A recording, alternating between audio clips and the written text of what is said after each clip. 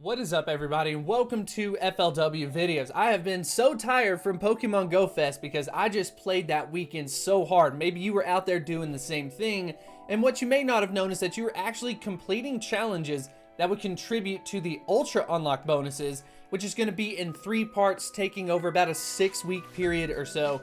Well, we officially got all of the details for part 1, and one of the biggest highlights is that Dialga is going to be coming back into raids with its shiny variant made available. Now, of course, this is amazing news, finally getting a new shiny out of the legendaries, and then it's going to kind of change up plans for maybe what you plan on powering up. So of course we'll be talking about that.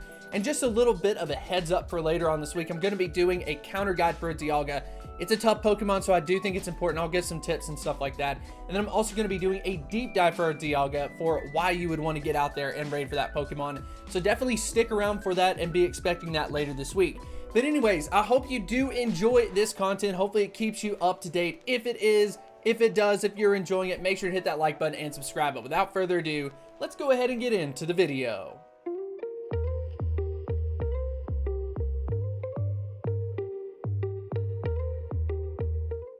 We're actually ahead of the game on this announcement, which is pretty interesting. So Pokemon Go has not tweeted out anything about the Ultra Unlock bonuses. The last thing that they have done is tweet out something about Professor Willow's birthday that'll happen on July 21st, but we're actually beating the announcement. Of course, it will come out at some point today, but basically what ended up happening was Pokemon Go Hub ended up getting all of the details on this from Pokemon.com instead of Pokemon Go, so they probably just had a mistiming on when the event information was given out. So with this though, Pokemon Go Hub took all of it and then of course created an article, and that's what we're going to be talking about today, going all over those details. So of course we're going to be taking a look at that. So first things first, the thing we can mention is that Dialga is of course going to be in raids, but the Ultra Unlock bonus for this first Ultra Unlock is actually from July 23rd until August 3rd, which is a little bit over a week. And then interestingly enough, we do have Dialga that will be put into those raids during that time period. And as far as the specific time, it's saying that we've got Dialga that will actually be in until August 6th. And then of course, if that's correct, that actually goes a little bit past this first Ultra Unlock bonus. But we've got Dialga in raids, and then finally we've got the shiny variant made available for Dialga. So of course, a lot of people are excited about that. But I want to back up a little bit and talk about GoFest and maybe some plans of what I'm doing because of Dialga being put into raids. So maybe you were out there and you got yourself some Dialga from raids, and they're not like the greatest IVs. I got a 91% as my best IVs for Dialga, for example. And I was really contemplating Power It Up because, hey, it's the best one that I have. I'm like, well, let me just hold off a little bit. I really need to get a 100% IV or very close to that for Master League Classic, at least for me, for example. But of course, with this official announcement, that means Dialga is going to be back into raids, and I'm simply going to wait until the event is over where Dialga ends up leaving to just see what my best Dialga ends up being. If I get a better one throughout these next 2 weeks, of course I'll end up powering up that one.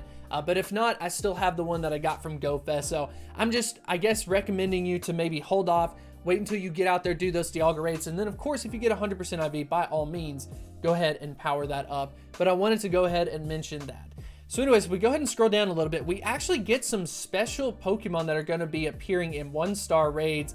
I think that's probably more the biggest detail as opposed to those 3-star raids, but maybe you've heard the details about this, but Cranidos and Shieldon are going to have their shiny variants added in from this event. So on July 23rd, once this starts, Cranidos and Shieldon, and then of course the family, are going to have their shiny variants, which I know a lot of people are super excited about. So of course people may get in there and do those raids, but I'll be giving some advice on that once we get down to the wild spawns. But something that I at least found interesting was that this unknown is actually going to have its shiny variant that will be made available. And I ended up picking up on this from the actual announcement that Pokemon Go Hub ended up doing. So they mentioned shiny Dialga, we've talked about that, and then they said shiny unknown U was specifically mentioned. So we're actually going to get a chance at a shiny unknown even though it isn't during GoFest. That's actually pretty cool. If you weren't able to get yourself one, then who knows? Maybe you can end up getting lucky with that. And then of course we'll end up seeing an unknown in the 1-star raid. So good luck with that. And then if we go ahead and scroll down to the 3 stars, I don't think people are going to be too excited about this. Maybe for the shiny version of Aerodactyl, people could end up doing it. But for the most part, I think that the 3-star raids are just used for resources, at least for me, getting in there, being able to solo. But now that we've got remote raiding, I mean, most people are just opting to do those legendary raids instead. So anyways, let's go ahead and get down to those increased wild spawns. Now, beforehand, I mentioned people may want to do the Shieldon raid and may want to do the Cranidos raid just because of it having its shiny variant being made available. But I actually want to caution you to just be aware of the scenario and just see how common Cranidos and Shieldon are in the wild. If they end up being super common, then maybe skip out on doing those raids and just catch them in the wild, and then of course try to get yourself a shiny that way. And then flip wise, if they end up not being super common in the wild, then of course go ahead and focus on those raids. But I at least want to mention that just so people don't blindly go in and do those raids thinking that's the only way that they can get it. Just be aware of the spawns and let's just kind of see how it goes. I wanted to throw that advice out there. And then other than that, the only meta relevant Pokemon that we really have is Shieldon for PvP. And then of course we've got Cranidos evolving to Rampardos for the raid side, a great rock type attacker. Other than that, maybe Baltoy for PvP, but I'm thinking that's probably going to be the main focus out of that. So let's go ahead and move on to the next section. We've got the special 7-kilometer eggs.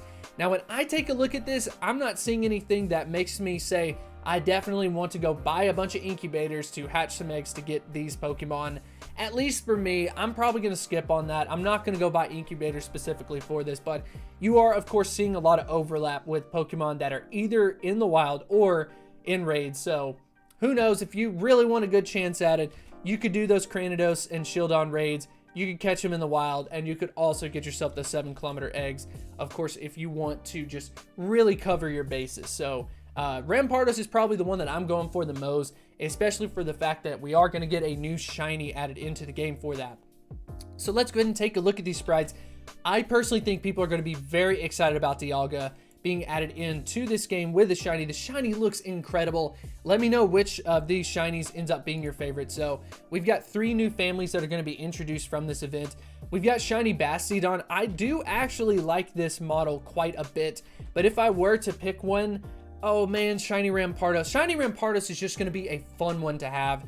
Look at how different it looks. I definitely like that. But if I were picking out of the 3, I'm probably most excited about shiny Dialga. I'm just a sucker for green, I guess.